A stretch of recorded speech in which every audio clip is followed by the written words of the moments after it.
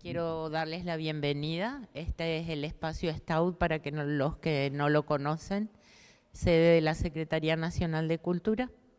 Y hoy nos reunimos con la mesa ampliada de la música en el marco del Plan Nacional de Cultura. Para los que no me conocen, soy Estela Franceschelli, directora de diversidad, directora general de diversidad, derechos y procesos culturales, tengo nombre largo. Y estoy aquí con mis compañeras, la directora Victoria Figueredo, que creo que todos le conocen ya, y Ana Benítez y Nadia Capdevila. Hoy vamos a tratar de trabajar una reflexión lo más seria posible sobre la música y cuáles son los caminos a seguir a partir del desarrollo del Plan Nacional de Cultura. Nosotros estamos planteándonos trabajar un Plan Nacional de Cultura al 2050. Eso no significa que solamente estemos mirando en perspectiva de largo plazo, sino también pensar un poco en cómo ir buscando los mecanismos para transitar el mediano, el cercano y el mediano plazo también. Yo no quiero extenderme mucho porque lo que más nos interesa es trabajar con los compañeros que están presentes y los que se vayan sumando virtualmente, que se han comprometido unos cuantos. Y sin mucho más, les pediría que nos presentemos los que estamos aquí. No sé si hay compañeros conectados. Sí hay, es exacto. Entonces, empecemos por aquí, nos presentamos todos. Después quiero darle la palabra a Vladimir Velázquez, que está liderando la consultoría que nos acompaña para el PNC. Entonces, me gustaría darles la palabra a ustedes. Buenos días, muchas gracias a la Secretaría Nacional de Cultura por esta invitación. Yo soy Celeste Acevedo, soy licenciada en música con énfasis en investigación, soy docente de la Universidad Nacional de Asunción, soy directora de un conservatorio de música del ámbito privado y vengo de la vieja escuela, profesora superior de piano. También tengo una especialización en el método Suzuki que enseña educación, que hace educación musical para niños a partir de los 3 años. Muy buenos días, soy David Brites, soy contador público, tengo una especialización en políticas culturales con énfasis en desarrollo comunitario. También me desempeño en el sector público como jefe del departamento de elencos de la Municipalidad de Asunción, donde tenemos la banda, el ballet y el conjunto folclórico con una trayectoria de más de 55 años en la escena nacional. Y es mi primera vez que estoy participando ahora y espero aportar algo al sector. Sí, muy buenos días, agradecer el espacio. Soy la doctora Sonia Verón, director ejecutivo de la Orquesta Filarmónica IPU Paraguay. Vamos a decir, este es un trabajo de, justamente este año cumplimos 15 años de gestión, soy gestor cultural, abogado y por sobre todo trabajando, creando oportunidades para jóvenes músicos egresados de conservatorio y profesores licenciados de instituciones de conservatorios. Muchas gracias.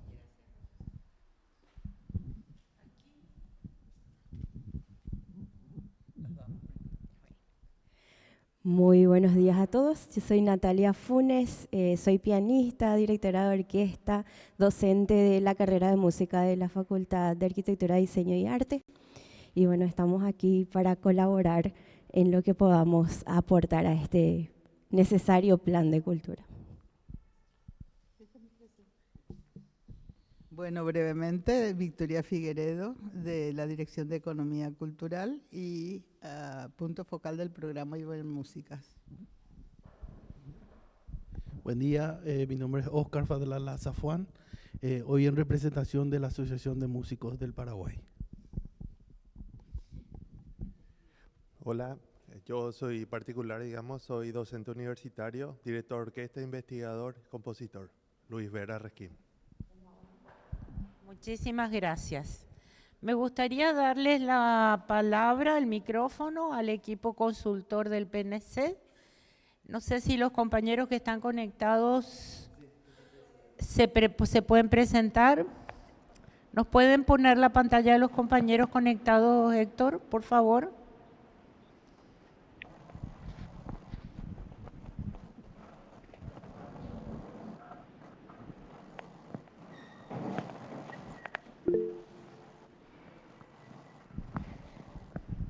Bueno, la tecnología.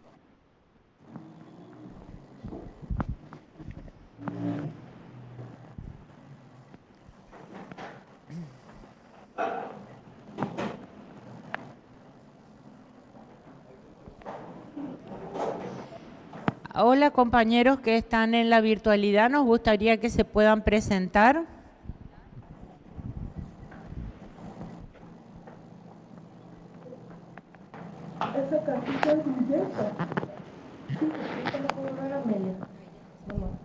Ahora sí. La imagen no se ve. ¿Quién puede hablar primero? ¿Nilda? Nilda Villalba, si te quieres presentar, por favor. Hola, el micrófono no funciona. ¿Me están escuchando? Sí, perfectamente, Nilda. Adelante. Nidia, soy Nidia Teresa Villalba Torres, coordinadora académica de la Escuela de Arte y Cultura de la Universidad Nacional de Villarrica del Espíritu Santo. Muy buenos días para todos. Muchas gracias, Nidia. Liliana, si te querés presentar. Muy buenos días para todos. No funciona mi cámara. ¿Me escuchan? Perfectamente, adelante. Sí, soy directora académica del Conservatorio Municipal de Arte de la Municipalidad de Encarnación. Soy profesora de piano de la Escuela Vieja también, profesora superior de piano, profesora superior de teoría y solfeo, licenciada en educación artística. Buenos días. Gracias, Liliana. William, si te querés presentar, por favor. Buenos días a todos. William Aguayo, director de orquesta, docente, y estoy en representación de la Orquesta Nacional de Música Popular. Gracias, William. Paula, ¿podrías presentarte, por favor? Sí, buen día. Soy Paula Rodríguez, soy música, bajista, contrabajista y estoy en representación del colectivo de mujeres músicas Sorora. Muchísimas gracias, Paula. Gilda, por favor. Sí, buenos días. Soy Gilda Osorio de Neufeld. Junto a mi esposo llevamos adelante la compañía Asunción Lírica.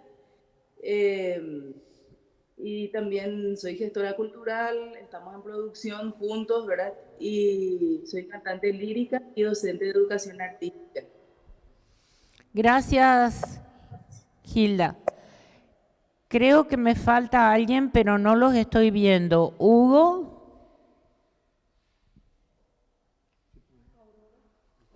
Aurora, no sé quién. Sí, hola, buenos días. Yo soy Aurora y soy docente y músico. Excelente, gracias, Aurora. Hugo. Paula. Sí, yo ya me presenté.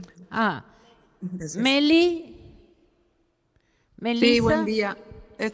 Buen día.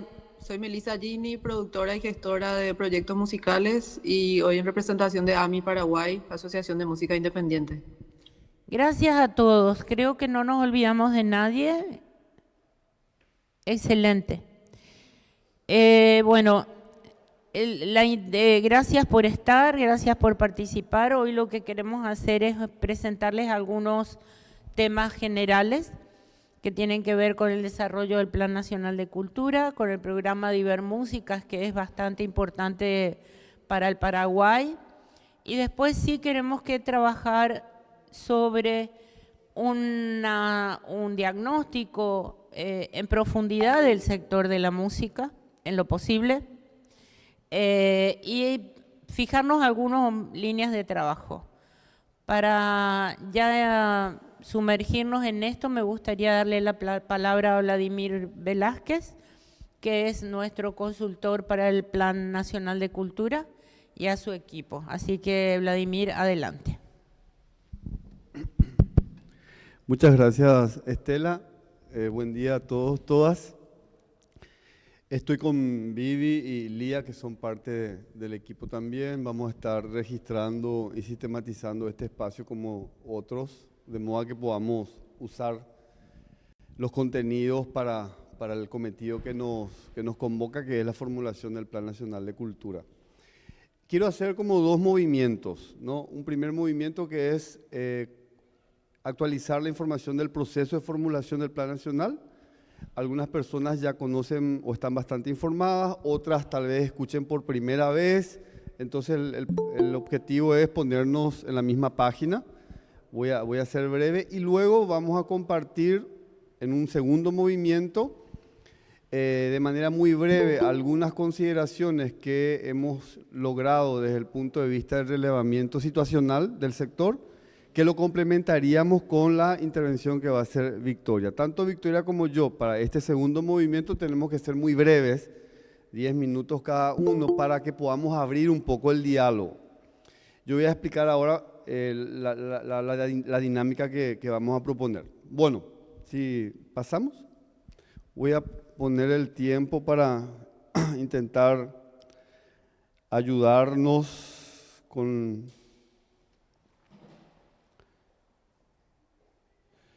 Bueno,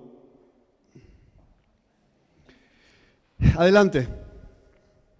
El Plan Nacional de Cultura, algunos tienen más o menos familiaridad con esto, es una política pública, ¿no?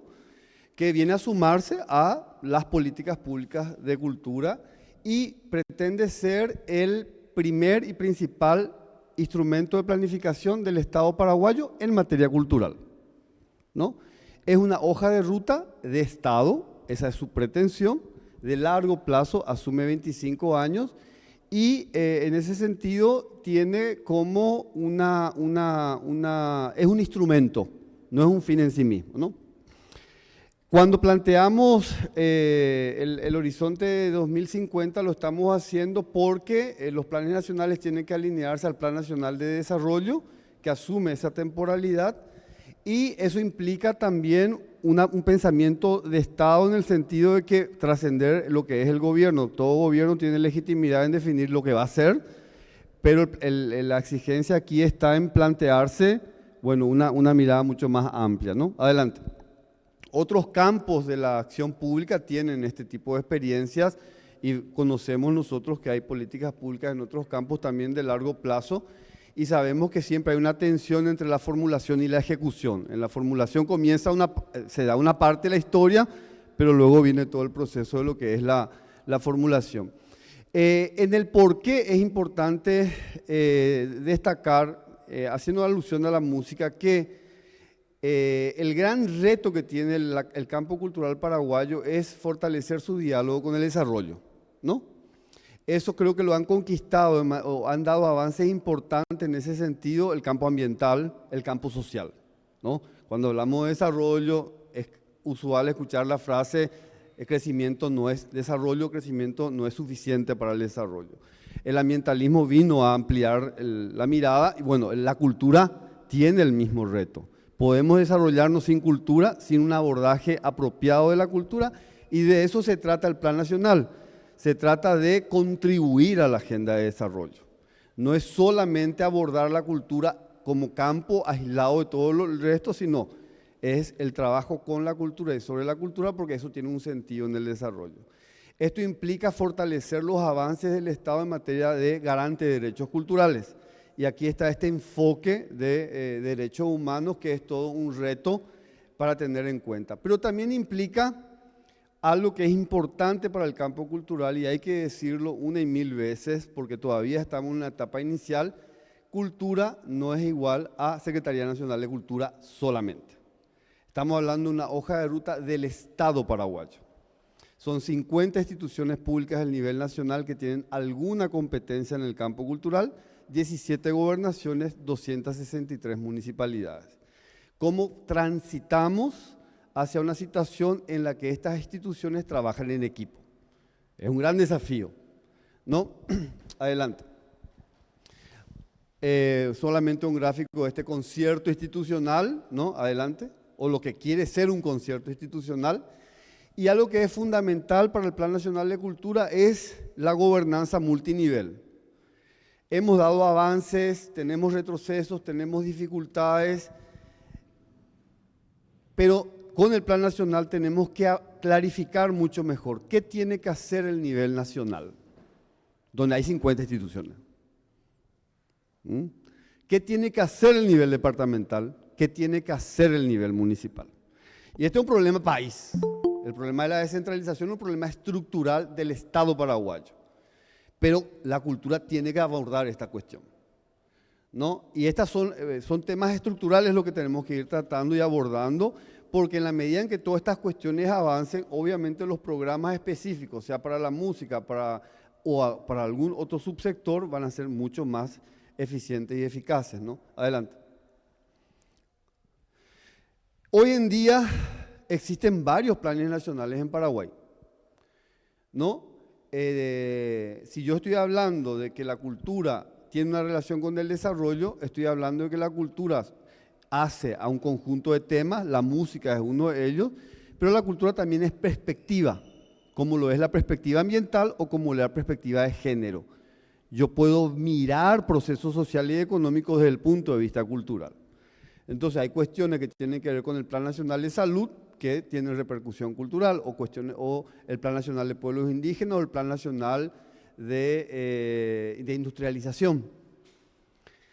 Pero, ¿cómo yo hago para que el Plan Nacional de Cultura no sea un plan más y nos sume al caos de planes? Adelante.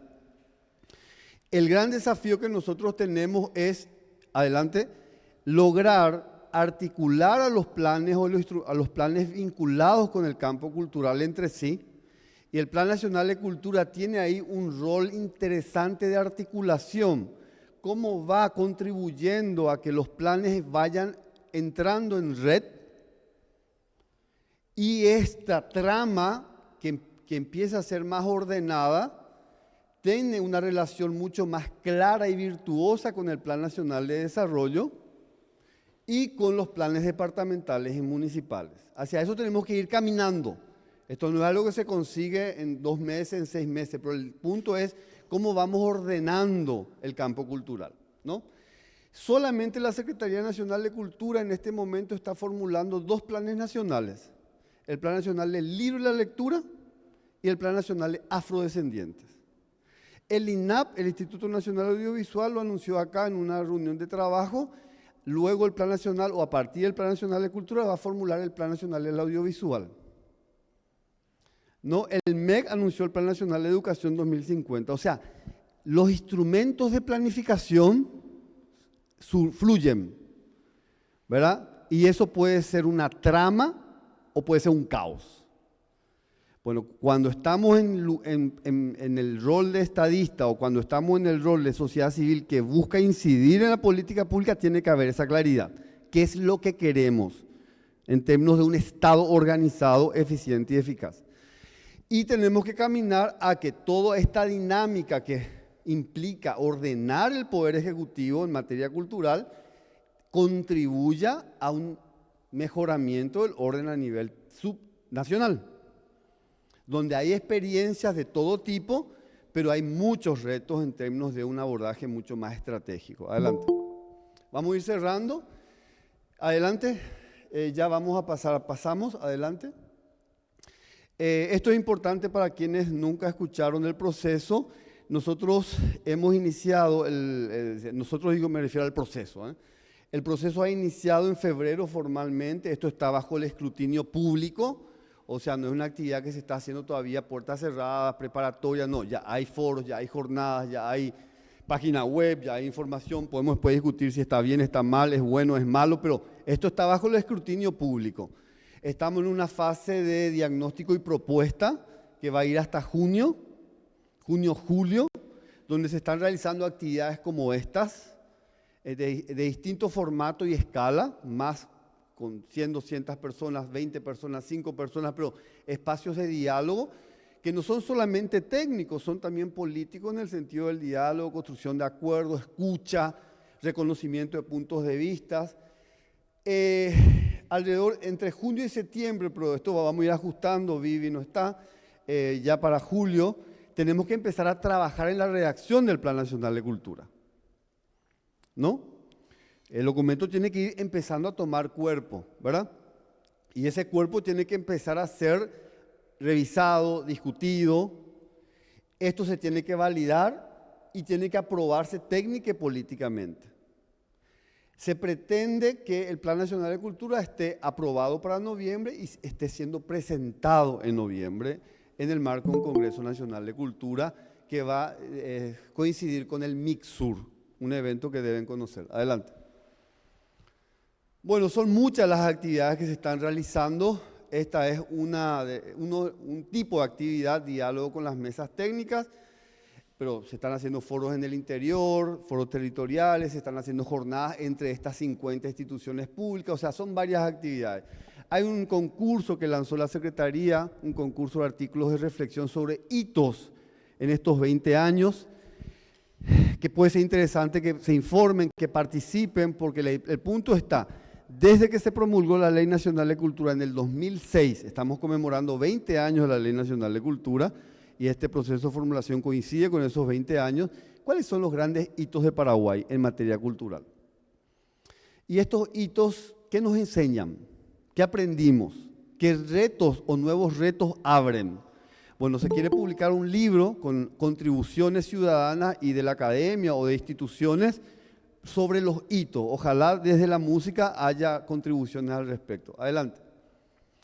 Hay una perspectiva territorial, adelante, pero también un territorio que no se reduce a los límites político-administrativos. Paraguay está en el mundo y eso es mucho más visible hoy con las nuevas tecnologías, porque esa nación que está en el mundo hoy tiene una vinculación mucho más concreta gracias a los avances tecnológicos. Entonces, es también cómo podemos propiciar de que la formulación amplíe el diálogo, amplíe el auditorio, podamos involucrar a la población paraguaya en el exterior. Adelante. Bueno, tenemos que hablar de música hoy.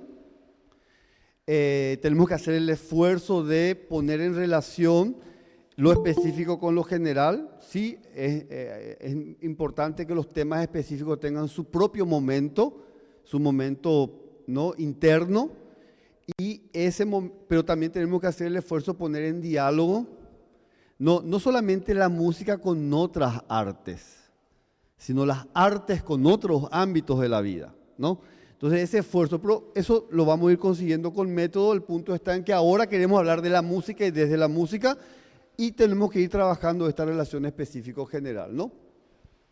Música en su relación con la cultura, con el desarrollo, pero también la música tiene implicancias no solamente culturales, económicas, sociales, políticas, etc. Adelante. Bueno, nosotros estamos en mayo. Ya hemos hecho varias actividades, pero es importante decir que esta reunión, esta conversación, no es la primera. Ha habido ya reuniones con la mesa, al interior de la mesa técnica de la música, específicas, incluso una ampliada.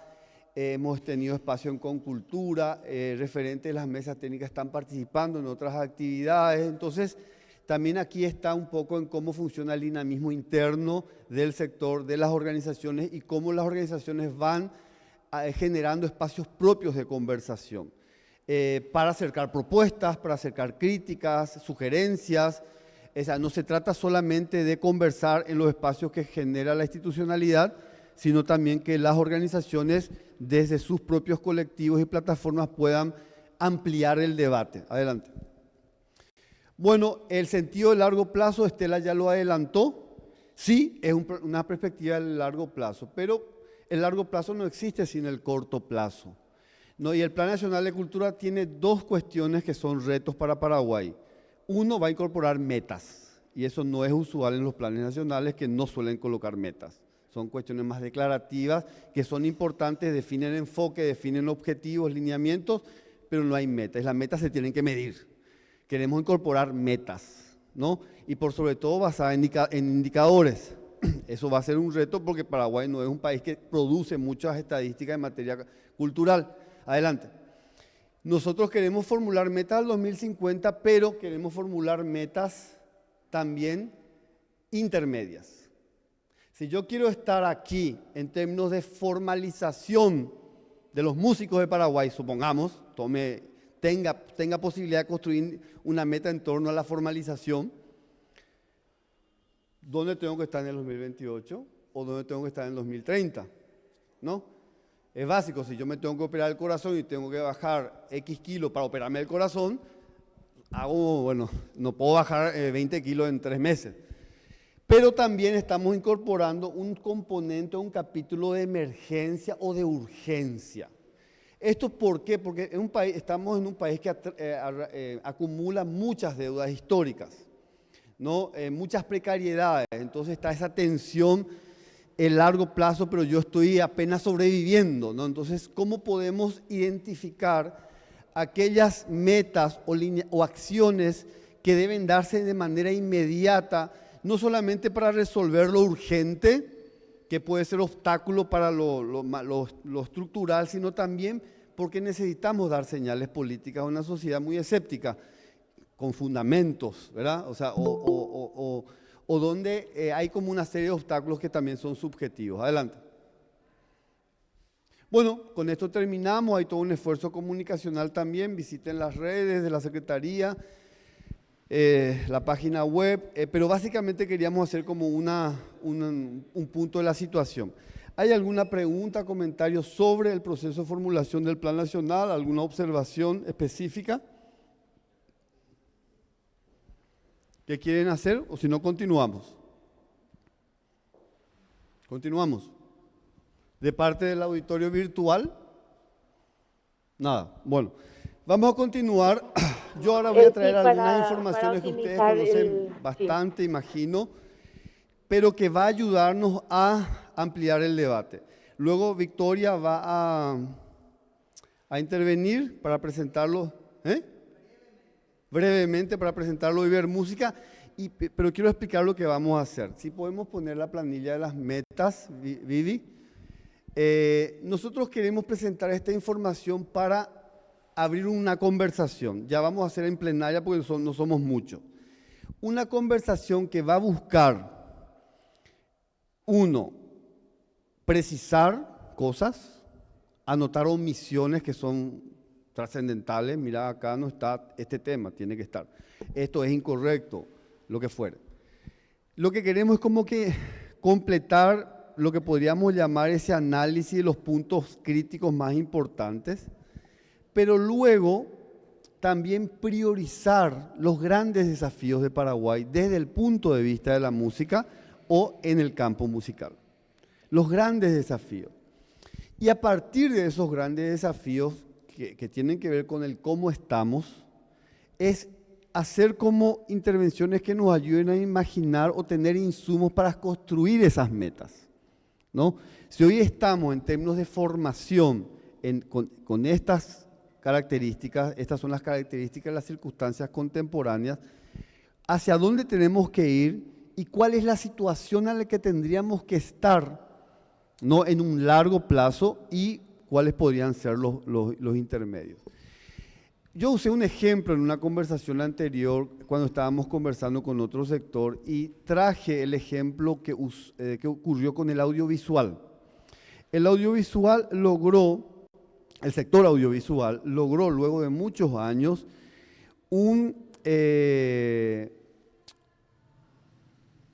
logró que parte de lo que se recauda por los impuestos de streaming vayan al Fondo Nacional del Audiovisual. No está por ley eso.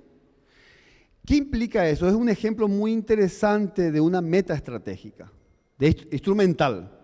No, hay un problema de financiamiento, ¿no? Y el sector logró visualizar de dónde podría venir una fuente de financiamiento. Y eso supuso varios años de trabajo. Nosotros tenemos que intentar apuntar a identificar aquellas situaciones, pero también cuáles podrían ser las puertas o los caminos estratégicos para eso, ¿no? Entonces, yo creo que ahí es capitalizar la experiencia que hay, los estudios que hay, por sobre todo los análisis que ya existen, porque los colectivos vienen analizando muchas de estas cuestiones, incluso hay propuestas concretas que quedaron en Baño María, que quedaron en Aguas de Borraja, se discutieron alguna vez con la institucionalidad, pero no pudieron avanzar, ese tipo de cosas. Ya. Bueno, por eso traemos un poco esto de los desafíos, ese horizonte, las metas. Nosotros en la conversación no vamos a seguir una cuestión muy de ir completando planilla por planilla, sino vamos a tener una conversación abierta. Luego el equipo técnico va a trabajar en procesar e ir avanzando un poco siguiendo este esquema. No se preocupen que no vamos a estar, porque no nos va a dar el tiempo. Bueno, vamos rápidamente.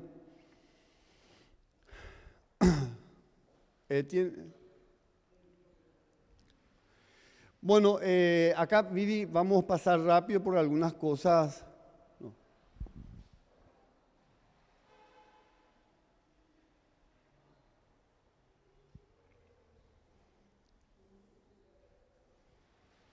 Bueno, adelante, Vivi, dale. ¿Pasamos? Bueno, simplemente acá una cuestión que creo que para ustedes esto es interesante. Cuando hablamos de ser músico o música en Paraguay, no estamos hablando de una definición que está muy basada aún en el compromiso, ¿verdad? Y en una forma de vida que implica una lucha constante. No, hay como sale un poco de una serie de conversaciones y dificultades para consolidar una carrera profesional. O sea, el sentido del ser músico en Paraguay está muy marcado por la historia, ¿no? Adelante. No voy a hablar de la heterogeneidad, adelante. Vamos. Hay un marco normativo, bueno, la carátula no queremos, información. Hay un marco normativo importante, ¿no? Hay un marco normativo importante que vamos a tener que ver. Aquí es necesario qué de este marco normativo está funcionando, qué no está funcionando, qué ajustes se tienen que hacer, ¿no? Qué omisiones hay, qué desactualizaciones tenemos, ¿no? Desde la Constitución Nacional, pasando por leyes de protección. Adelante. Hay varias declaraciones, hay instrumentos internacionales, ¿no? Adelante. ¿Pasamos? Acá interesante ver, vas a ir pasando, Vivi, porque ellos conocen, quiero que se vea, cómo el sector de la música remite a una sociedad civil bastante interesante, ¿no? Que tiene una larga historia y que es importante recuperarla y tenerla presente, ¿no? Vos tenés organizaciones que están por cumplir un siglo, ¿no? Y luego tenés organizaciones como la AMI que tienen un par de años. O sea, en el propio análisis de la sociedad civil o de los principales gremios, acá no están todos obviamente, uno puede hacer una serie de conclusiones importantes. Y creo que este Plan Nacional también puede ayudar a recuperar el relato colectivo. Esto no comienza hoy, no, hay una historia de mucho tiempo, incluso a nivel del Estado. No comienza en el 2006 tampoco, ni hace 5 o 10 años. Adelante. Bueno, dentro de las precariedades del campo artístico paraguayo, el sector de la música es uno de los sectores que mayores ingresos genera, ¿no? Dentro de las precariedades. No obstante, eso no se traduce en formalidad ni en estabilidad y de ingresos, ¿no? Y hay una dependencia importante del financiamiento público y externo. Adelante. Bueno, el financiamiento público también está bastante acotado. Son 3 grandes instrumentos que existen. Tenemos al programa Ibermúsica, cuya membresía es abonada por la IE, ¿verdad? Y que está convirtiéndose en un canal importante, eso lo vamos a ver enseguida. Las barreras más importantes que se han identificado son el limitado reconocimiento formal, la falta de acceso al crédito, la baja remuneración económica. Adelante. Bueno, estamos en un momento sí que creo que es singular y que están pasando por un punto de inflexión con la IA, ¿no? Esto de la digitalización ya tiene 2 décadas, ¿no? Que venimos ya de hace un buen tiempo con la digitalización, que transformó completamente el ecosistema. Eso lo saben ustedes mejor que yo desde la experiencia. Ahora sí hay otro punto de inflexión que es la inteligencia artificial. Y eso está reconfigurando otra vez o acelerando varias transformaciones y trayendo nuevos retos, ¿no?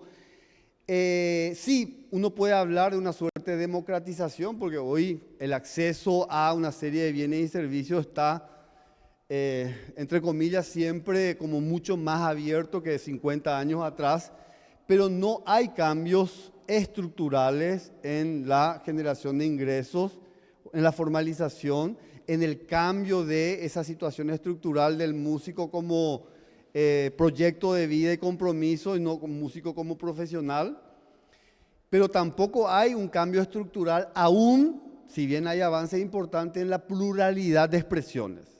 O sea, ¿qué se escucha, ¿no?, en el ecosistema comunicacional? ¿Verdad? Y se escuchan algunas expresiones, no otras, no todas, ¿no? Ahí hay todo un trabajo importante.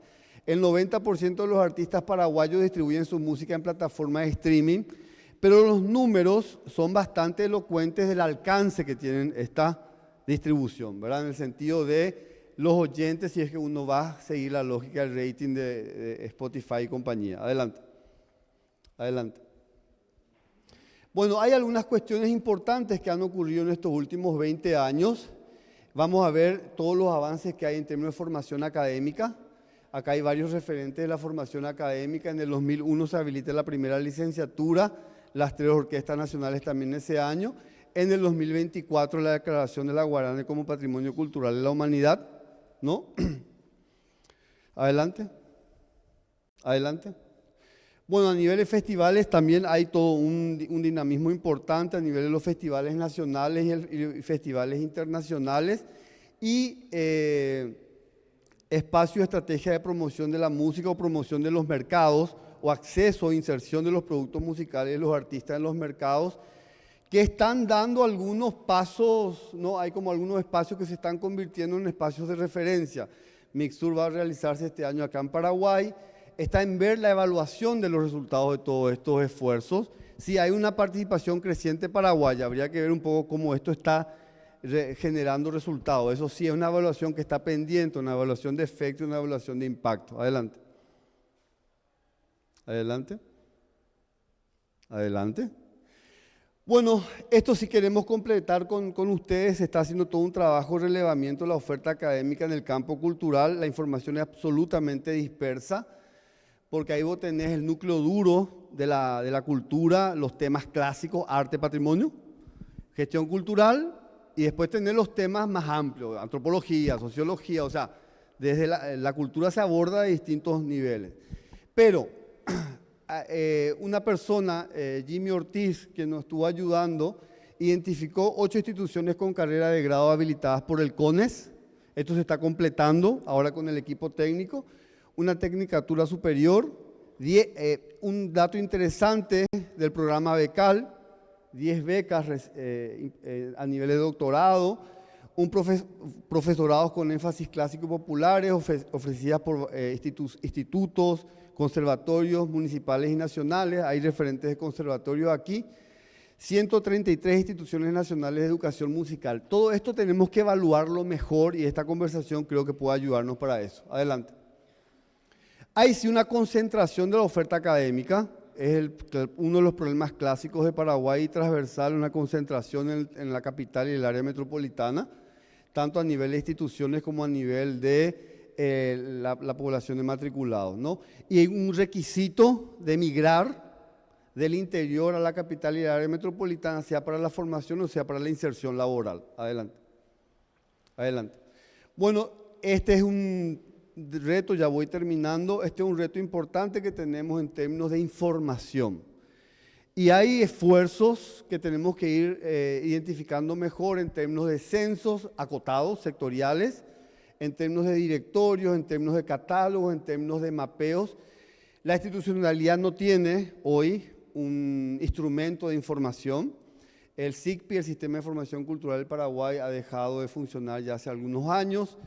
La información quedó en archivo desactualizada, pero sí hay otros frentes, otros programas que están, algunos vinculados con la institucionalidad como Ibermúsica, pero otros programas, incluso de la sociedad civil, que están produciendo información. Pero esto es algo que tenemos que completar de cara a que se pueda disponer de mayor información acerca de los actores y procesos. Adelante.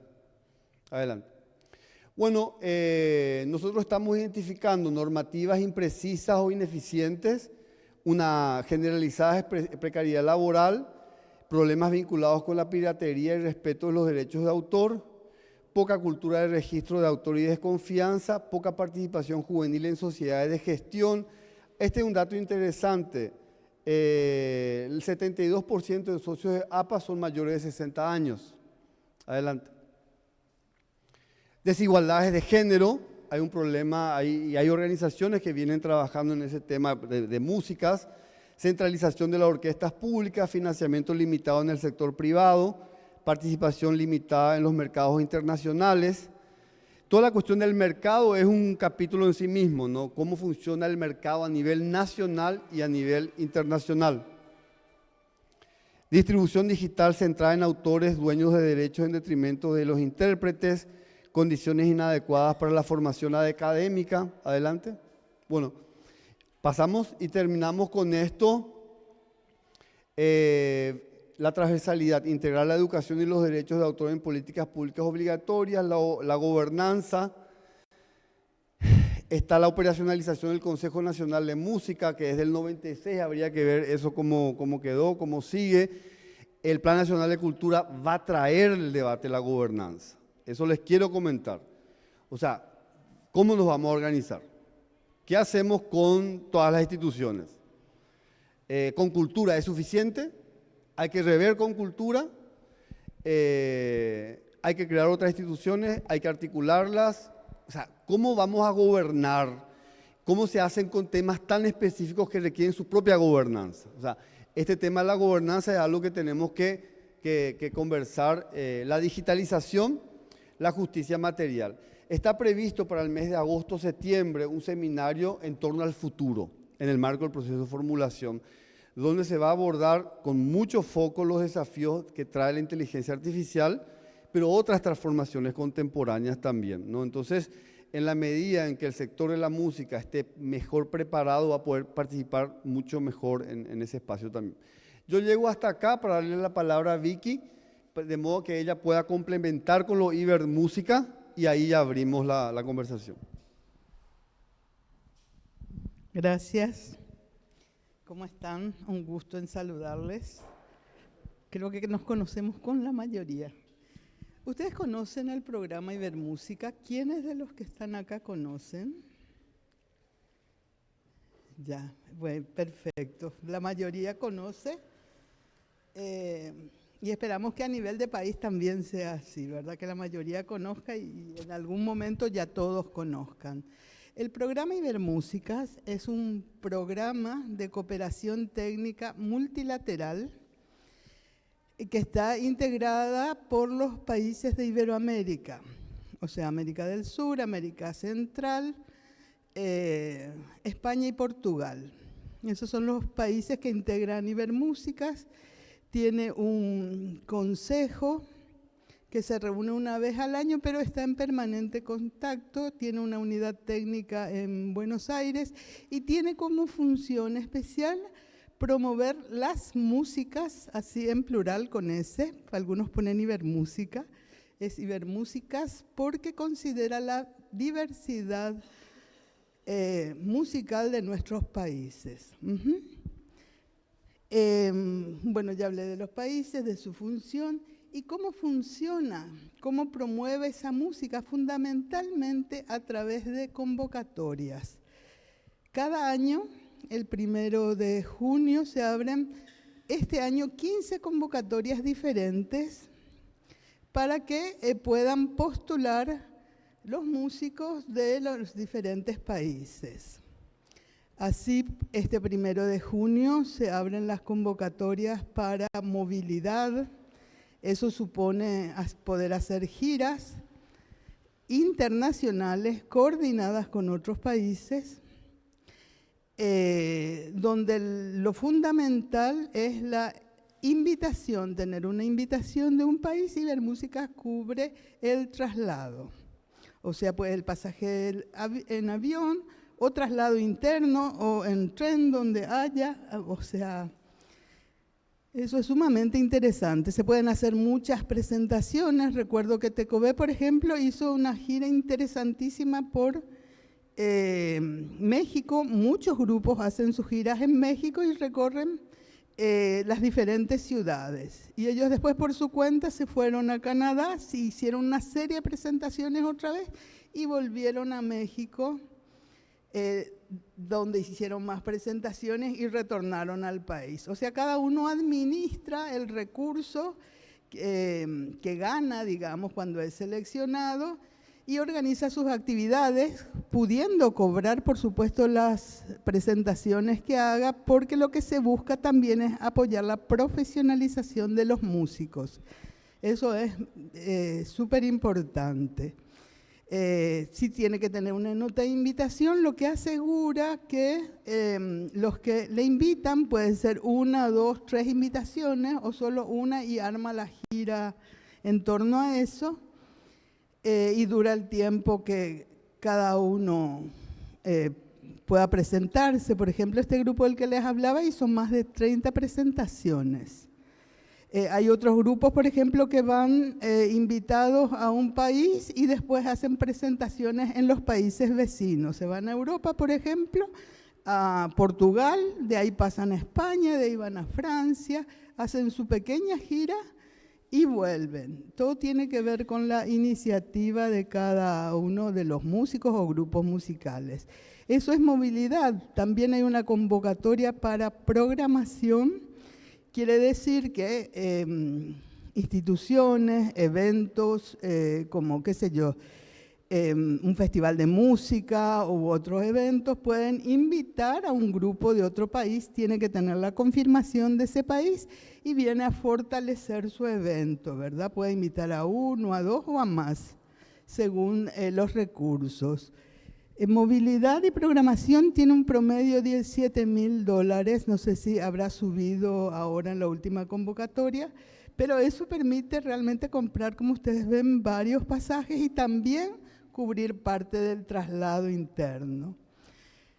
Recuerdo que Cambacuá, por ejemplo, invitó a un grupo afro de Uruguay y ellos decidieron alquilar un bus y trajeron 50 músicos y bailarines de Uruguay. Hicieron talleres, hicieron presentaciones, fue un 6 de enero y al año siguiente el grupo de Uruguay les invita a ellos, o sea, se usan los fondos de Uruguay, cada país tiene su fondo, y llevaron al grupo a hacer la misma presentación, pero esta vez fue Paraguay, Cambacuá, a Uruguay. Entonces se dan ese tipo de cosas y las cantidades de personas que involucra un proyecto depende de la propuesta de cada uno. A veces puede ser un artista individual que hace una gira por varios países, a veces son grupos enormes inclusive. Y varía si uno va a un país limítrofe, algunos hacen gira y van al Mercosur, a los países más cercanos. Y hay otras, son 15 convocatorias, hay residencias, hay especializaciones que no vienen esa lista, pero que cada año se están haciendo desde que se crean las especializaciones, y notablemente esas especializaciones generalmente son en España. Y cubre un curso de 6 meses, por ejemplo, creo que es $1.000 mensuales, y bueno, el compañero tiene la posibilidad de especializarse en un tema, profundizar más y volver. Cada año desde que se creó van 2 o 3 personas, tienen acceso a esa especialización también. Bueno, así hay una serie, si ustedes entran a Ibermúsicas, van a encontrar allí las bases y condiciones a partir del 1 de junio. Para poder acceder, lo primero que tienen que hacer es entrar al catálogo, hay varios catálogos, pero hay un catálogo de músicos y artistas y de festivales, están agrupados. Está el catálogo de Paraguay, donde hay más de 200 inscritos, con mucha información. Ahí también habría que entrar a bajar esa información. Hay concursos, este año hay composición de canción, también hay composición de canción infantil y creo hay otro que creo que es para orquesta sinfónica. Entonces pueden concursar también. Recuerdo que en una oportunidad estaba casualmente en un grupo y alguien dijo, sí, nosotros ganamos Ibermúsica, sí, genial. Por suerte el jurado fue extranjero, porque si no, no nos iban a dar. Y yo les dije, bola, yo estoy en Ibermúsica y el jurado es nacional. Oscar Fadlala en varias oportunidades, a veces de forma totalmente solidaria y alguna vez recibiendo un pequeño pago ya ahora, se conforma al Jurado Nacional, que es designado por las sociedades de gestión, que son los que pagan la membresía.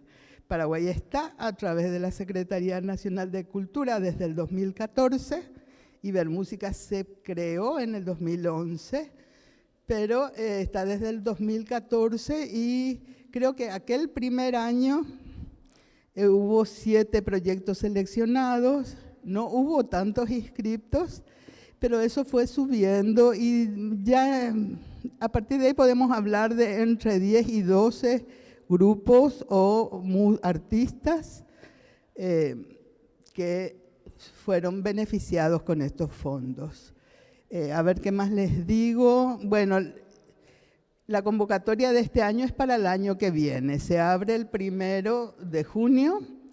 Pueden inscribirse a partir del 15 de junio. Se cierran las convocatorias. Hay diferentes fechas, pero la mayor cantidad de proyectos cierran sus convocatorias para presentar proyectos, valga la redundancia, hasta el 1 de octubre. El 26 de noviembre se conocen los resultados y los proyectos se implementan el año siguiente desde el 1 de enero en adelante hasta el 31 de diciembre. Lo bueno es que el monto sale en tiempo y forma. Imagínense, para el salir, si tienen que salir un 1 de enero de Paraguay, si les toca eso, o el 2, tienen su dinero listo ya en diciembre. Entonces es importante difundir. La página web es ibermusicas.org y se presenten o no, ya pueden ir inscribiéndose en el catálogo. No sé si tienen alguna pregunta. Parece que no. Sí.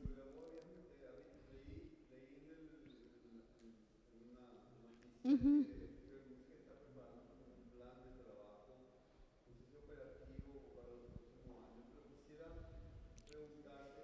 Uh-huh.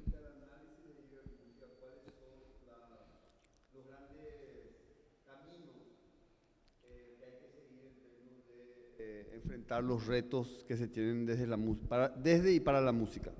Bueno, tiene diferentes líneas de trabajo. En realidad abarca todos los aspectos de la música, desde el tema del marco legal, que permanentemente se está revisando, haciendo actualizaciones, líneas de capacitación. Ibermúsicas ahora también se abre al mundo. Antes solo se podía ir o invitar a grupos de los países que componían Ibermúsicas y ahora ya se abre a todo el mundo. Uno puede ir si quiere a cualquier país de Asia, África, América, a lo ancho y a lo largo. Y se va abriendo, pone énfasis, si hay proyectos que tienen el mismo puntaje, se prioriza, por ejemplo, proyectos indígenas, proyectos de mujeres, proyectos de sectores vulnerables, todo ese tipo de cosas son las que se van incluyendo. También varios catálogos para ir teniendo un conocimiento de lo que hay. Si hay un catálogo de partituras a partir de músicas, aparte del catálogo de artistas, y bueno, va sumando. También hay una línea de trabajo que tiene que ver con proyectos especiales que se pueden presentar, y esos proyectos especiales no entran en estas convocatorias, sino directamente, por ejemplo, se presenta a la Secretaría y se trabaja de manera articulada. Ahí, por ejemplo, tenemos el simposio de música en las diferentes ediciones. Bueno, no sé si por ahí vamos. Muchísimas gracias. Quedémonos acá para compartir. Bueno, queremos ahora abrir ya la conversación con ustedes y también con las personas que nos acompañan de manera virtual. Hagamos primero una reacción a las exposiciones y luego sí vamos a caminar hacia las prioridades, ¿no?, que estamos identificando, pero abramos primero para reacciones o consideraciones generales o comentarios que quieran hacer, luego escucharme a mí y a Victoria. ¿Quién quiere intervenir? También, sí, Celeste. Bueno, muchas gracias. La primera cosa que me surge es el tema de culturas. Hay una geografía cultural, hay una geografía de culturas en todo el territorio geográfico que se llama Paraguay y tiene su propia normativa y su propia idiosincrasia que termina condicionando cualquier plan de cultura si no ha sido tomado en consideración esas características, ¿sí? No se puede ir contra la idiosincrasia cultural que existe en las 19 etnias que tenemos o los músicos empíricos que están distribuidos en todo el territorio nacional y han sido exitosos y no leen una sola nota y que la única forma por la cual han persistido a lo largo del tiempo es porque hay fonogramas. Y estos fonogramas se han convertido en documentos. Estos documentos deberían estar, por ejemplo, en un archivo. El 2028 se conmemoran 100 años del primer fonograma totalmente paraguayo. Tenía músicos paraguayos, que era Herminio Jiménez y Pucheta. Tenía un sello discográfico paraguayo, estamos hablando de 1928, que era el sello guaraní, que si bien era de un español, Manuel Vila de Sao, estaba sentado aquí, pagaba tributos aquí, 1928. El sello se llama Guaraní con Y al final. Tenía un director y digamos que Manuel Vila de Sao fue el primer productor, ¿sí? Aunque era español, él sentó aquí, sus hijos quedaron aquí, sus nietos y bisnietos están aquí. Y un director musical que también era paraguayo, Atilio Valentino. Atilio Valentino después se convirtió en médico, estuvo en la guerra del Chaco, formó parte de la orquesta que dirigía Herminio Jiménez en la guerra, en fin. Ahí hay una historia documental fonográfica que en este momento está distribuida en colecciones privadas y en sitios de compra-venta de discos, en donde los socios viejitos de APA, que ahí ustedes identificaron esa edad, para poder decir, si yo compuse esto, se va y compra por 50.000 guaraníes su disco que está archivado en un reservorio fonográfico que se llama La Gloria, que está en el centro de Asunción, y los contabilicé. Tiene 2.500 fonogramas de música paraguaya que están en compra y venta. Y no les puedo contar en la situación física que se encuentra eso. Entonces, archivo e investigación es una parte fundamental.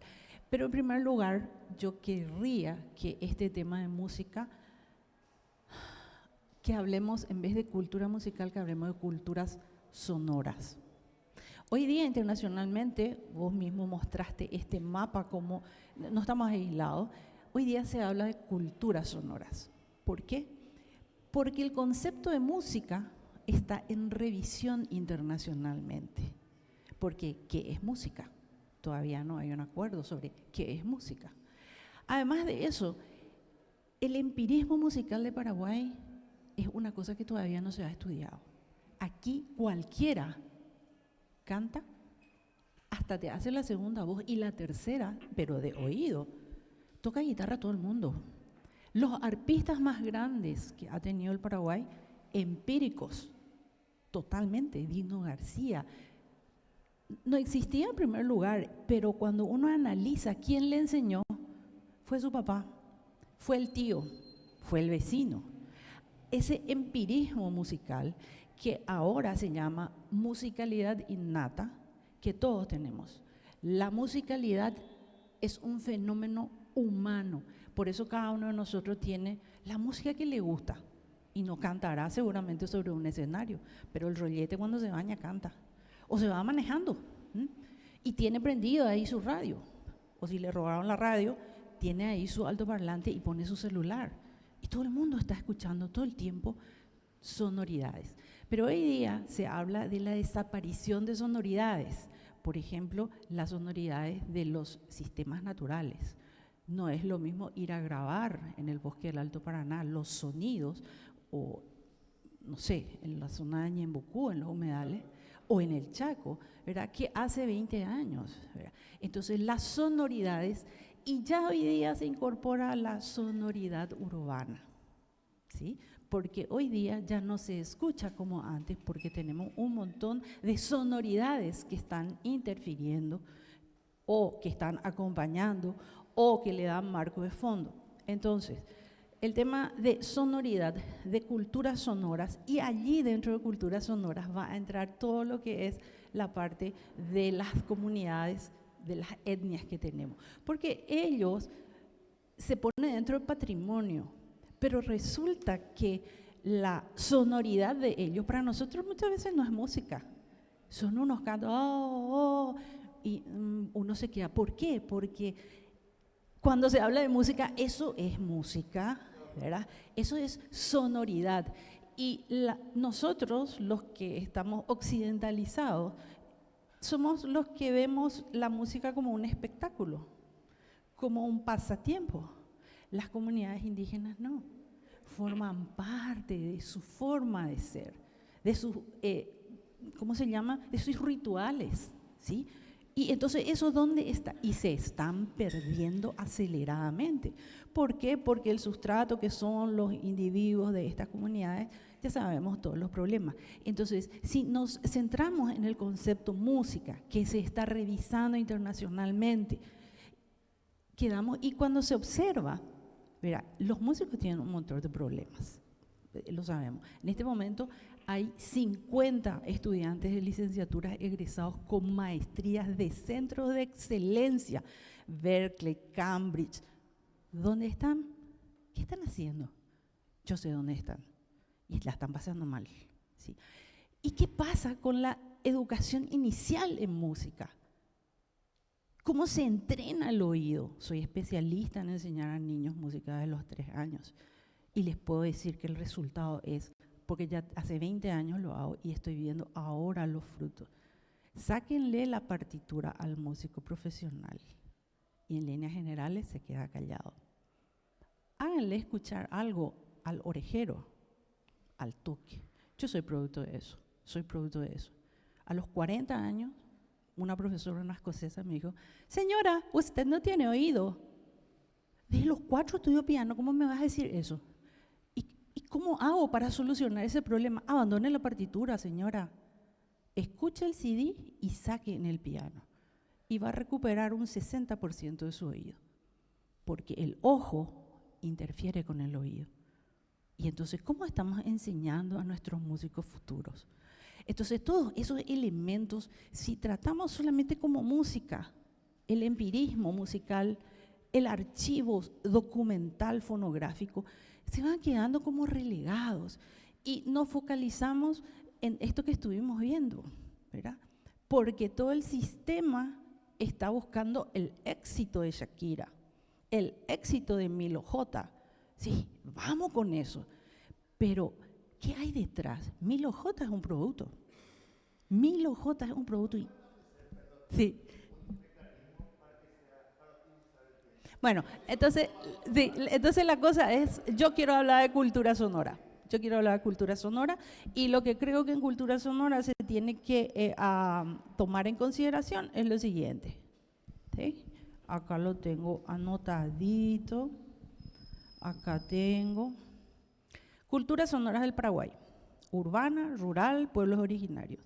Educación sonora en el Paraguay. ¿Cuál es la pedagogía del nivel inicial de educación, de la educación primaria y secundaria? ¿Seguimos con la flauta traversa?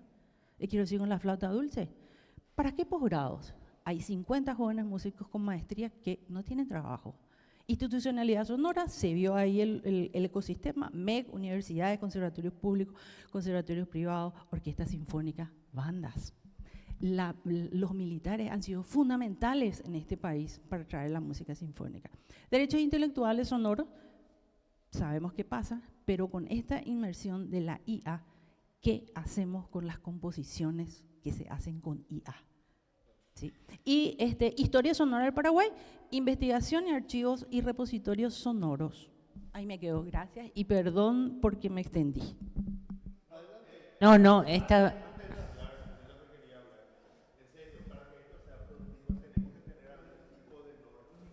Exacto. Sí, no, entiendo. Era comentario general, pero si no, todos vamos a empezar a hablar y nunca vamos a terminar.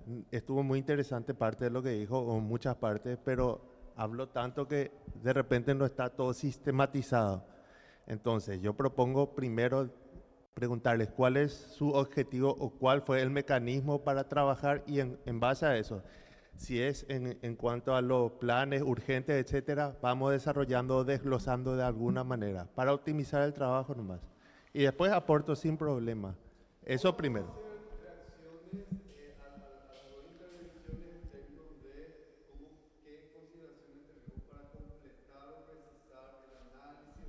Ok, podemos establecer tiempos de participación, si se puede, para que todos participemos. Una cosa urgente, un poco complementando en cuanto al archivo, es que no hay un archivo ni registro gráfico de las obras paraguayas. Los músicos se mueren, su obra se muere o se deforma con ellos. Es algo sumamente grave que está pasando y se está pudriendo, están comiendo las ratas, las partituras, las pocas partituras que existen. No vi ahí dentro de su plan de urgencia una intervención conjunta con el Ateneo Paraguayo, que tiene la mayor biblioteca o archivo de partituras originales, para que no pase lo que pasó con Jejuí, por ejemplo, que solamente quedaron 8 compases. Es solamente para empezar a ver, digamos, si tuvieron en cuenta eso, el tema del archivo musical, desde lo sonoro, que es importante, y también desde lo escrito, que es un punto que nadie le da suficiente relevancia. Me tocó trabajar con varias bibliotecas privadas y se está pudriendo eso. ¿Cuál es la política de la Secretaría de Cultura a ese respecto? Muchas gracias. Anotamos esto. ¿Quién más quiere intervenir? Sí. Bueno, brevemente trayendo nomás la idea de cadena de valor quizás en los bienes culturales, vi que está bastante bien plasmado todo nuestro ecosistema desde el ámbito creativo, de la formación y de la circulación de la música. Sin embargo, apoyo esta preocupación que traen los colegas sobre qué pasa con la documentación musical, la documentación de este patrimonio sonoro y musical que tenemos en el Paraguay, que posibilitaría ampliar esta cadena de valor y seguir desarrollándola hacia la documentación para permitir la investigación o para fortalecerse desde la investigación y a través de ello establecer programas de preservación, de recirculación, de reutilización de nuestro patrimonio. También coincido en que es algo que, al menos con la agilidad con la que se pasaron las diapositivas, no logré visualizar la urgencia que tenemos en cuanto a la preservación de nuestros documentos sonoros y musicales. Gracias. ¿Quién más? Sí. Bueno, muy buenos días a todos. Gracias por este espacio, creo que es muy necesario. En este marco de lo que es un plan, yo creo que va a ser muy importante que vayamos pensando en cuáles van a ser los ejes y a partir de ahí los objetivos estratégicos. O sea que traer a colación de que el eje de la investigación, de la conservación, de la documentación, de la memoria sonora va a ser muy, muy, muy importante incorporar, y así también todo lo que estábamos hablando. Entonces, entender de que este plan va a necesitar de que cada uno desde su campo traiga a colación y pueda diseñar un eje. No sé si te presentaste, Nati. Nati trabaja muchísimo en la parte académica, en la parte de planificación. Yo creo que puede ser un elemento realmente sustancial, porque la efectividad, como decía acá el colega Luis, siempre los artistas tenemos muchas ganas de hablar, de explicar, de poner en manifiesto todo, pero para que sea lo más efectivo posible, yo creo que tenemos que tener herramientas concretas para ir trabajando sobre lo que se necesita. Y quería nomás presentarle a Nati, si ya se presentó, y decir que ese es el camino, ¿verdad? Ser un poco estratégicos en elegir los ejes, en ser todos custodios de que los ejes que creemos relevantes estén, y construir todo esto juntos, ¿verdad? Ese era mi aporte. Muchas gracias. Estamos tomando nota y sistematizando justamente para poder organizar, y vamos a hacer una síntesis. Quiero devolver con una pregunta mientras alguien se anota. Sí, acá él. Una pregunta para que podamos conversar. ¿Cuáles son las causas por las cuales aquellas personas que se están formando no están pudiendo insertarse al mercado de trabajo? Quisiera conocer un poco más sobre eso, ¿no? Bueno, para secundar a la compañera sobre el tema de la investigación y el rescate, quería comentarles. La banda folclórica municipal en sus 50 años grabó más de 6 discos, pero son discos que se usan para todo lo que es la experiencia de la danza, la carrera de danza. Utilizan las grabaciones, pero esos discos y las láminas se quemaron con el incendio de Lima, y prácticamente no hay nombres de muchos de los temas. Eso no se registró en APA. La partitura queda en la mitad, en parte, de los hijos de los fundadores de la banda, el maestro Alejandro Cubilla, que fue integrante y también asesor más tarde, ¿verdad?, de la banda folclórica en sus últimos años. No quedó un registro. Disco Cerro Corá era quien vendía los discos así ya sin láminas, y ahora entró en sucesión y tenemos los discos. Yo me encontré con esa tarea, ¿verdad? Yo resguardo parte de esos discos con las partituras, y no sé si hay una plataforma donde podamos acercar, sería bueno, porque no es el único caso, ¿verdad? Son muchas bandas, muchos hijos de creadores que están en la misma situación, ¿verdad? Hace poco estábamos en un conversatorio en la Asociación de Músicos, donde con el ejemplo de la versión de Pájaro Campana, ¿verdad? Si bien no dejó Félix Pérez Cardoso una partitura, entonces las versiones que van tocando es la versión de cada arpista, ¿verdad? Entonces, aunque tenga las notas, es muy difícil volver a interpretar de la misma manera o en su versión por la digitación, porque tampoco hay una grabación para ver cómo Félix Pérez Cardoso tocaba el arpa, ¿verdad? Entonces, eso sería dejar un archivo sonoro, sería muy interesante para las nuevas generaciones, ¿verdad? Más todavía con la inteligencia artificial que digamos, distorsiona también lo que ya uno viene haciendo, para conservar y también para proyectar, ¿verdad? Porque así como es el folclore de antes, hoy en día también está el folclore de hoy, sobre todo en las bandas, que va evolucionando con la aparición de los instrumentos electrónicos. Y hablar también un poco sobre lo que es la contaminación en el sonido, ¿verdad?, en la ciudad, porque nosotros tocamos más por fuera. Anteriormente, en los 90, en los 95, se podía tocar frente al Panteón sin instrumentos musicales, ¿verdad? La banda que podía interpretar. Hoy en día es casi imposible sin tener un soporte técnico de sonido, porque no se escucha, sin equipo, no es imposible, ¿verdad? No se llega al público. Eso, y también decir que La banda folclórica, su director fue el que, digamos, llevó todos los primeros arreglos y las primeras partituras para las bandas militares, ¿verdad? Tenía una doble función. El profesor Félix Vera Gómez, fundador de la banda folclórica, fue el que llevó todos los arreglos para las bandas militares y fue director en las bandas militares, y de ahí, digamos, se conserva todavía las danzas con banda, ¿verdad? Que es lo que más se usa. Muchas gracias. Sí, acá la señora. También recalcar el rescate de las obras nacionales fundamentalmente, y el apoyo a nuevas creaciones, porque tenemos, como acá dijo la profesora Celeste, muchísimos jóvenes se capacitan y tienen muchos proyectos de creaciones, pero no tienen espacio. También el área jurídico, legal, ¿verdad? Cómo suscribir sus obras, cuáles son los procedimientos, inclusive una orquesta cuando quiere difundir una obra, cuáles son los derechos y alcances que tiene la difusión de esa obra. En eso estamos un poquito desfasados, ¿verdad? O sea que tendríamos que darle mayor visualización a la gestión jurídica, cómo encararlo y por sobre todo digitalizar obras. Cuando queremos hacer presentaciones de obras nacionales, generalmente los directores de orquesta o el director artístico tiene que hacer un rebusque, diríamos, sería un término, para que podamos desarrollar ese proyecto de obras nacionales. Casi no la tenemos. Y si la tenemos, tenemos que hacer un montón de trámites legales o permisos correspondientes, porque es así, a los herederos o a las entidades de gestión colectiva para poder tener acceso a eso. Y lo único que queremos es difundir obras. Entonces, mayor visualización y espacios para que se puedan trabajar de esa forma.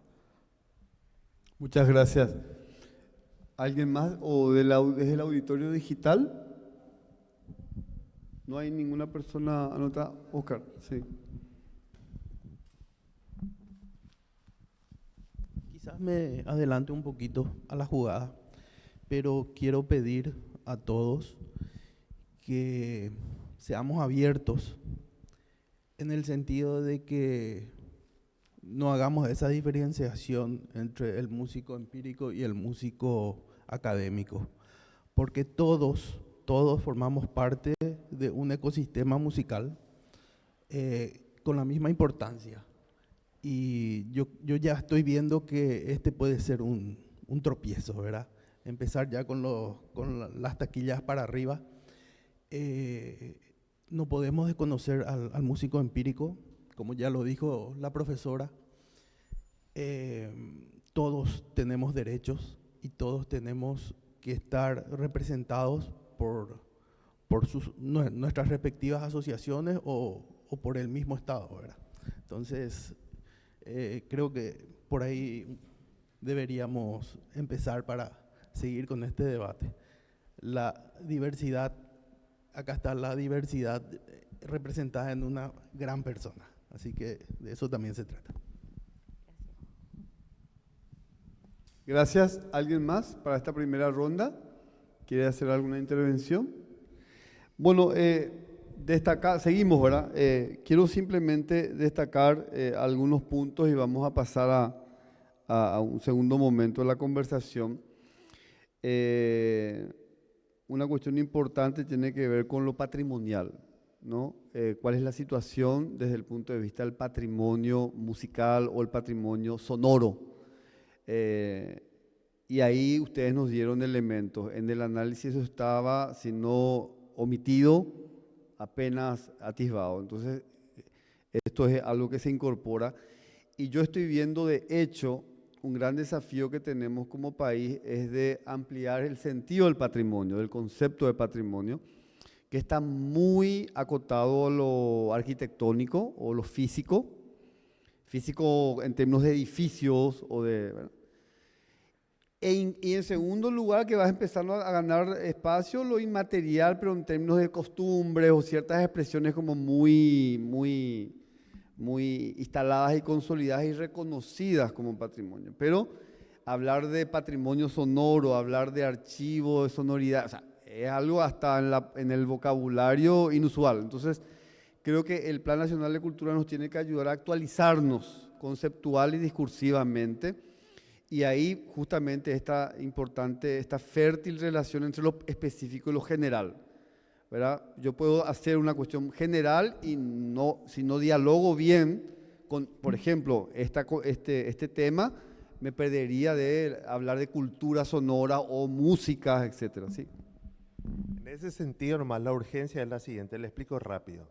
El año pasado, Rito Pedersen, para poner el ejemplo de un gran exponente, fue a dar una charla en una facultad que enseño. El señor no escribe, pero tiene cientos de obras, tiene un gran valor su obra, pero él no puede, digamos, escribir, y es probable que gran parte de toda su obra se muera con él o se deforme a través de un alumno que interpreta como él cree que es. Esa es la urgencia que a mí me preocupa particularmente, que se cree desde la Secretaría de Cultura una especie de departamento de investigación que pague 2 o 3 o 5 o lo que se pueda, personas capacitadas que vaya, se acerca a estos exponentes, los busque, o esos exponentes se acerquen, buscar el mecanismo para generar, digamos, una especie de archivo no muerto, sino de conservación del patrimonio musical, que se pierde. Eso es lo grave y es algo, creo yo, urgente, sin tener nada que ver, digamos, animosidad ni nada. Al contrario, utilizar la academia para justamente valorizar la práctica popular y también rever un poco el tema de los pueblos originarios. El único archivo que hay es el de Mito Sequera, que por suerte en el Cabildo publicó cómo se puede continuar esa digamos, investigación, cómo se puede hacer equipos para poner un poco en relevancia las 17 etnias que están, qué pasa con los tomarajos que se están muriendo todos y no hay un registro, qué pasa cuando se muera Mito, que está viejo, y es un gran valor, pero qué pasa, quién continúa eso, que no quede muerto como León Cadogan y todo eso. Esas son cuestiones urgentes desde mi punto de vista, aparte de otra cuestión que vamos a hablar después. Gracias. Ella pidió, Natalia, ¿verdad? ¿Vos pediste la palabra? Sí, brevemente nomás. Tenemos nuestra participación en Ibermúsicas, sin embargo, Iberarchivos también es una gran plataforma para sostener este tipo de iniciativas que dialogan un poco entre la antropología, la sociología, la documentación y específicamente el campo de las artes, ¿verdad? Entonces, Paraguay ahora mismo no tiene participación, la membresía de Iberarchivos. Yo creo que sería una gran fuente de recursos posteriormente para poder aplicar a este tipo de iniciativas que propone el colega. Genial. No solamente incorporamos el tópico que tiene que ver con el patrimonio del archivo, sino incorporamos esta agenda de urgencias. Acá rápidamente tenemos que tener un inventario de lo que se está por perder o lo que está en riesgo de perderse y organizar una estrategia para que eso no ocurra, ¿no? Sea en términos de, vos hablaste de algo muy concreto del departamento de investigación o en términos de alianza con la academia, pero también en términos de cómo la misma institucionalidad existente, en este caso la misma secretaría que tiene el Archivo Nacional o la Biblioteca Nacional, tal vez no tiene que inventar de cero, sino ampliar los programas que ya tiene o las instituciones que ya tiene para ir incorporando otras formas de expresiones, ¿no? También mencionaron el tema del enfoque, se habló del enfoque, y en el enfoque estamos hablando de músicas, sonoridades, me parece interesante eso, ¿no? de que estemos ayornados al debate, un debate que nunca se clausura, nunca podemos decir esta es la verdad, pero bueno, que el plan de cierta forma diga, estamos ayornados, entendemos que hay todo un debate y bueno, etcétera, etcétera. También hay una cuestión que tiene que ver con la inserción en el mercado de trabajo. O sea, creo que ese es un tópico que me gustaría escuchar un poco más, cuáles son los motivos por los cuales viejos y nuevos, ¿no? Estas 50 personas o 60 que mencionó Celeste, pero tantas otras no están pudiéndose insertar. Estamos hablando de estos profesionales que vienen ya del mundo de la academia, que es una diferencia histórica con 50 años atrás o 100 años atrás, donde en Paraguay no, o sea, eran excepcionales las personas que tenían el currículum académico. Yo creo que ahí es interesante ver qué está pasando. Y esto no es tributario de la música, pasa en general con distintos campos, pero evidentemente la música algo se ve. Y bueno, ¿qué le decimos a Becal? ¿Qué le decimos a la academia en términos de política pública? Ahí sí quisiera que podamos profundizar más.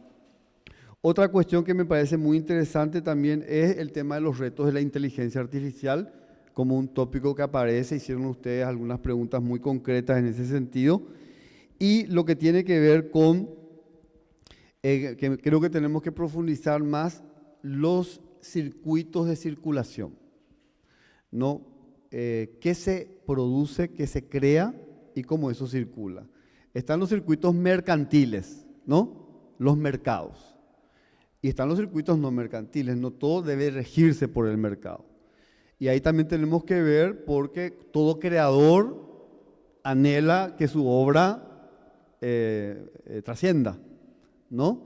Y ahí hay todo un reto que tenemos como país, ¿verdad? Pero bueno, esta es como una primera reacción a sus reacciones. No sé si hay algo más que quieran decir a partir de esto o algo que quieran subrayar del auditorio virtual. No hay comentario. Bueno, ahora queremos... William. No, respecto a la circulación, hay un punto importante, que si bien hay muchos trabajos de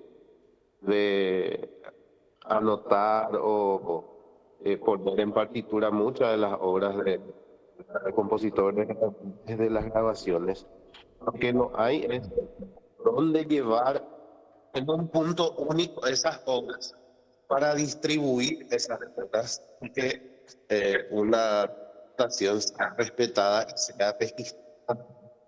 Entonces, si hay interpretación y las orquestas, hay un lugar donde uno pueda alquilar una partitura o llevar una partitura original para interpretar un concierto y que esto lleve y quede registrado. Entonces necesitamos una institución, sea pública o privada, que tenga ese trabajo de representar las obras y llevar todo el registro de lo que se haga con las obras, con todas las recopilaciones, las nuevas creaciones. Entonces un nuevo creador sabe dónde llevar su obra y puede conocer exactamente también cuántas veces, dónde se interpretó, que sea un ente de registro y distribución. Yo creo que eso también es una necesidad que ya no podemos postergar. Sí, yo no entendí muy bien. Sí, creo entender lo que dice William. Te explico, William, acá se entrecortó bastante tu audio, pero creo entender que lo que decís es una editorial a nivel nacional. Esa es la función de una editorial en cuanto a partituras o a música grabada. Una editorial a nivel nacional que pueda recopilar toda esa obra y administrarla, todo lo que eso significa, ¿verdad? Como hablaste de un alquiler de partituras, porque es así como funciona en el mundo entero. Si yo quiero hacer música de película, tengo que comprar los derechos de la partitura. Creo que por ahí viene la mano. Sí mismo, gracias. Quizás también lo que en otros países funciona son las temporadas de innovación, o sea, programaciones específicas para nuevas obras, donde se convoca a los nuevos compositores o los nuevos creadores en cada ámbito y se organizan en espacios oficiales, digamos, temporadas con una selección de nuevas propuestas. Sí, así mismo se suele hacer también eso mucho en Paraguay. El problema está en que no hay como un mecanismo determinado de, bueno, genial, hay una orquesta quiere tocar mi obra, ¿verdad? Genial. Pero ¿dónde la orquesta, la obra está registrada? ¿Quién administra esos derechos? ¿Está en APA o está solo en DINAPI? Quiero contar la experiencia o la osadía que tuvimos desde la Orquesta Sinfónica Nacional de lanzar la primera edición de partituras de un poema sinfónico del maestro José Asunción Flores. Fue un desafío enorme porque justamente el maestro tiene registradas sus obras a nivel internacional, pero sin embargo no todo el catálogo, porque es una de sus obras ya casi al final de su vida. Efectivamente se hizo toda una investigación sobre eso. Este proyecto apoyó la DINAPI, por lo tanto tuvimos un asesoramiento completo de qué se tenía que hacer la obra, qué derechos podíamos ya configurar en una primera fase, cuáles son los derechos de discusión pública. Hicimos realmente un trabajo enorme, logramos, pero eso es sobre una obra de un compositor. O sea que lo que estamos hablando es que este trabajo debería hacerse, debería haber una plataforma que no precisamente sea una orquesta, o sea que también que sea una plataforma exclusiva que se encargue de hacer eso, ¿verdad? Entonces sería demasiado importante. En este caso contábamos de que el problema es uno, o sea, genera varios inconvenientes. Uno, que se pierde esa información, y segundo, que no puede llegar a difundirse en todos los ejes que podría hacerse. Entonces tuvimos esa experiencia en noviembre del año pasado, fue muy fructífera, pero repito, es una obra de un compositor y creo que es la primera partitura, cumplió con todos los requisitos formales, color de hoja, tamaño, la autorización de los herederos, y un anclaje para que las orquestas del mundo que quieren interpretar esa obra sepan que, porque lo primero que te pregunta es ¿y dónde pago los derechos? O sea, una orquesta formal de cualquier parte del mundo es lo primero que te pregunta. Entonces hicimos un anclaje con un sistema para que contacten directamente con los herederos, para que ellos le ayudamos con la elaboración del contrato de autorización de ejecución pública, etcétera. O sea, se hizo un trabajo enorme con una sola obra, ¿verdad? O sea, cuánto más o cuánto trabajo tenemos realmente sobre ese eje, pero sí, como institución sinfónica fue uno de los desafíos que nos propusimos y ponemos a disposición también esa experiencia para todos los que deseen. Gracias, muchas gracias. Bueno, quiero mostrarles algo para preparar un segundo momento de la conversación que busca profundizar lo que ya empezamos a hacer ahora en términos de cuáles son los grandes desafíos y qué metas debiéramos empezar a previsualizar, tanto a nivel de urgencias, ¿no?, pero también a nivel de mediano o largo plazo, ¿no? Hemos destacado las urgencias en términos del patrimonio, estamos hablando de algunas líneas en términos de cómo podríamos abordar eso, pero no, por favor, si hay algunos otros aspectos importantes a destacar, hagámoslo. Pero tenemos otros frentes, ¿no?, que tienen que ver con la inserción laboral, ¿no?, o vivir de y para la música, por la música. Y ahí sí creo que tenemos que establecer qué tenemos que hacer para eso. ¿Qué estamos haciendo como país, me refiero, y qué no estamos haciendo y qué tenemos que hacer?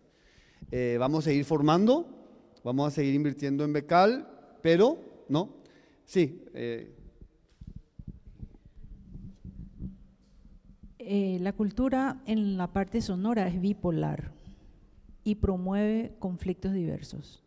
En una punta están ciertas posiciones tradicionalistas, eruditas o populistas que se muestran renuentes a atender la dimensión económica considerada prosaica y contaminante para la pureza del idealizado espacio cultural. Y en la otra punta están las posturas economicistas. Privilegian la rentabilidad en detrimento de los aspectos poéticos y expresivos. Esa es una realidad que ocurre en la música. Y ante la pregunta de qué hacer para que estos egresados, formados, necesariamente la parte tradicionalista, erudita, no entra dentro del circuito economicista si es que no cumple las reglas economicistas. Voy a trabajar los ejemplos de Milo J. y de Shakira. Esas son maquinarias de producir dinero. Nuestros 50 egresados que vienen de Berklee, necesariamente si quieren avanzar en esa magnitud económica, se tiene que entrar dentro de esa cadena, dentro de esa, de hecho se llama industria, la industria musical. Tenemos un producto. Ahora, si como una vez asistí a un curso, si lo que vos querés es tocar tu letra y tu música, todos los domingos sentate frente a un espejo en el garaje de tu casa y canta tu música. Pero si no cumple esos requisitos de la industria musical, no va a ganar nunca dinero, ¿sí? Una cosa es que tenemos varias instancias. Está APA, está la Sociedad de Productores Fonográficos, está intérpretes y artistas. Eso. Si vos no llevas tu disco a APA, y acá la autora lo sabe bien, vos no existís. Si vos tocaste en ese disco, y además de eso hay una situación en APA, la música digital, ¿sí? Ya no, es más el fonograma nomás que vos llevas a registrar, o tu CD, está corriendo en el sistema la música digital, y se salta APA, directamente se levanta el streaming, y ahí se empieza a facturar, pero es una industria, y hay que entenderlo así, es puramente economicista. Entonces nuestros 50 egresados tienen que entrar dentro de eso, si queremos. Y nuestra legislación, por ejemplo, en la legislación ¿cómo se llama? Productos intelectuales, no, de propiedad intelectual, los arreglistas no figuran ahí. Los arreglistas. Y cuando uno escucha una misma música, tocada, ¿cómo se llama esta? Acevedo, Juan Manuel Acevedo, La Jornada. La Jornada. Cuando toca Berta Rojas, es de Popi Espatoco. El arreglo, ¿sí? En la legislación internacional, que creo que es el Convenio de Berlín, se permite que, según unas características, el arreglista empiece a recibir las regalías cuando se toca su arreglo.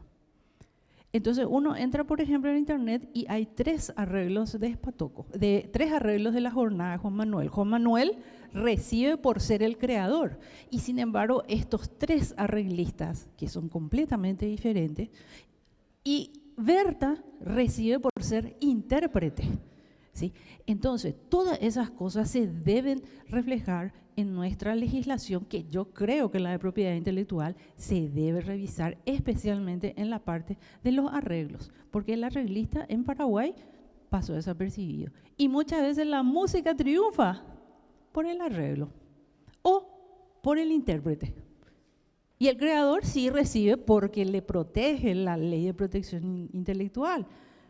Pero ¿dónde queda el arreglista? El arreglista está ausente. Eso, por ejemplo, es una cosa que debería tomarse en consideración. Y si estos muchachos, esta gente joven, desea, el sistema de la industria musical debería ser atendido con mucha importancia dentro de la política del musical, ¿verdad? O de sonoridades. Porque allí está la papa, ¿sí? Gracias.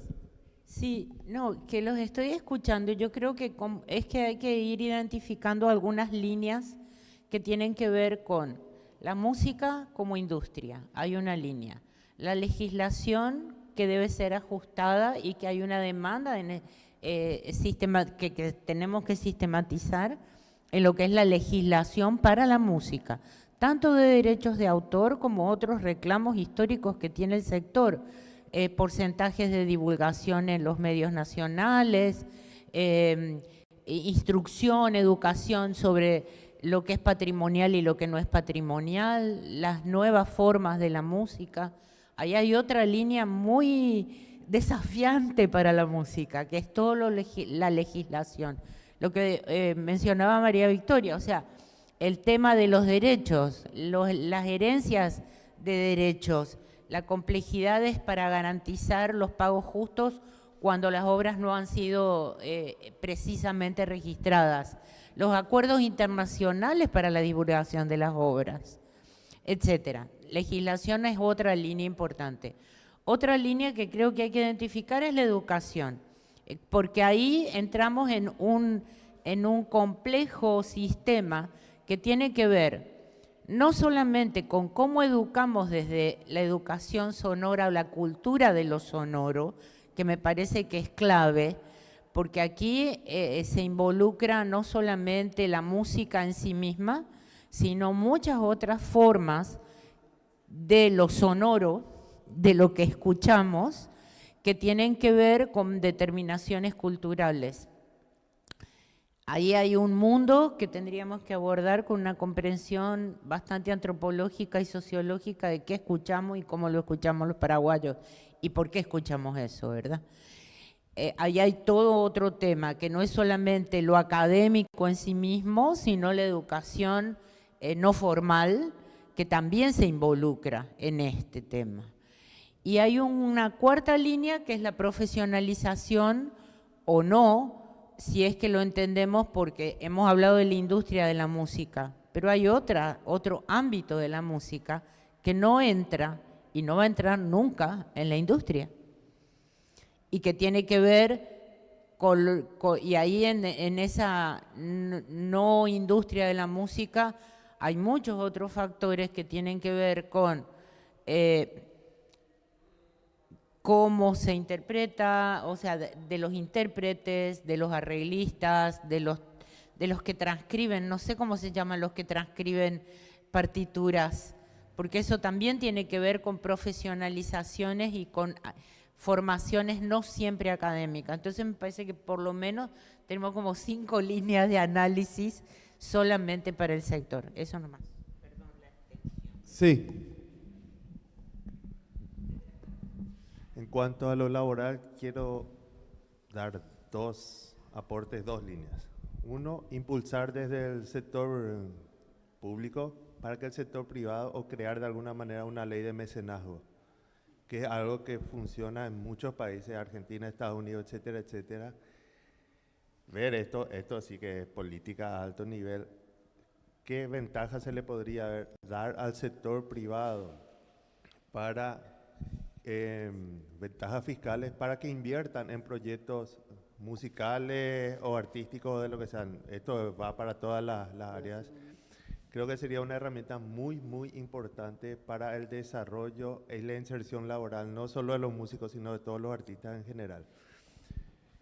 Y ya que el Estado es uno de los grandes, digamos, empleadores, lo que sí falta es un marco donde se establezca claramente cuáles son los requisitos para integrar o acceder a los cargos públicos. Los concursos no está, digamos, claramente establecido. De las 3 orquestas nacionales, sin hablar de, estoy haciendo un análisis, no es que yo tenga, digamos, interés ni nada particular, solamente 2 de una orquesta, que es la OSIC, tiene un director de orquesta calificado. En la UNAM, uno de los requisitos gravísimos para integrar era pertenecer 20 o 10 años a la AMP. Eso no puede ser desde el Estado. Ese concurso no puede, digamos, salir a flote. ¿Cómo es posible que la gente que se mata estudiando no pueda acceder a estos concursos? La OSN no tiene un director de orquesta al frente ahora. Eso no puede ser. No puede ser que, es lo que pasa ahora con Andrea Balobra, que es una gran profesional, gane 5 millones mientras esa orquesta no tenga la plantilla completa. Esa no es una gestión adecuada de los recursos. ¿Por qué la UNAM alquila el local de la AMP? ¿Por qué esa plata del alquiler no se destina a terminar el edificio de la OSN, que es propio, y las 2 orquestas usufrutan ese espacio que depende de la Secretaría de Cultura? Esa es racionalización y, digamos, una gestión adecuada de los fondos públicos.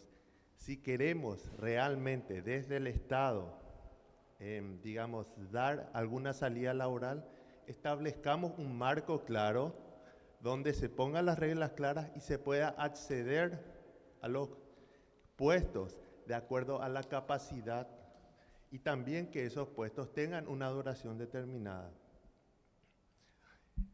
Por otra parte, es necesario que los músicos tengan estabilidad. La naturaleza, digamos, del músico de orquesta es, digamos, cada cierto tiempo tenemos que certificar que estamos capacitados y volver a rendir un examen. En la academia, en las universidades nos piden escalafonar cada 5 años. Creería que se tiene que hacer una legislación o incluir dentro de la ley algo parecido como para poder revalidar el cargo y que la orquesta eleve su nivel y pueda, digamos, cumplir su función. Son algunas de las propuestas que creo que se tienen que decir. Excelente, gracias. Muchísimas gracias. Bueno, vamos ahora a darnos un receso de 10 minutos. Tenemos café para hacer algunas llamadas y volvemos, ¿no? Con algunas energías renovadas.